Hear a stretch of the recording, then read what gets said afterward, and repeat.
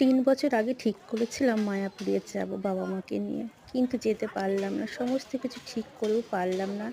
একের পর এক কোনো না কোনো বাধা এসেই গেল। তারপরে একদিন হঠাৎ করে আমার মায়ের শরীর খারাপ হলো। প্রায় ১ বছর আগে। তো সেদিন আমি আশা ছেড়েই দিয়েছিলাম, আর হয়তো মাকে কখনোই নিয়ে যেতে পারব না। আমার মা তো আর হয়তো বাঁচবেই না।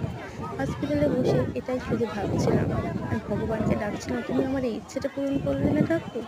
আমি তো আমার মাকে আর কখনো নিতে পারব না।" কারণ আমার মা মৃত্যুর সঙ্গে লড়াই করছে। যাই হোক, ভগবান হয়তো আমার ডাকে সাড়া দিয়েছে। জীবনটা মার ফিরে পেল। কিন্তু মায়ের পেসমেকার বসানো হলো। খুব খারাপ পরিস্থিতির মধ্যে দিয়ে আমরা গেছিলাম সেদিন। কিন্তু এতদিন বাদে ২০২৫ পড়ল।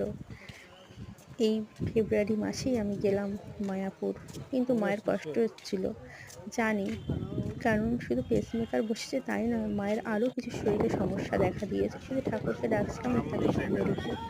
যাই হোক, ভালোভাবেই ঘুরে আসলাম। সবই ভগবানের ইচ্ছা, তাই তোমাদের সাথে একটু শেয়ার করলাম।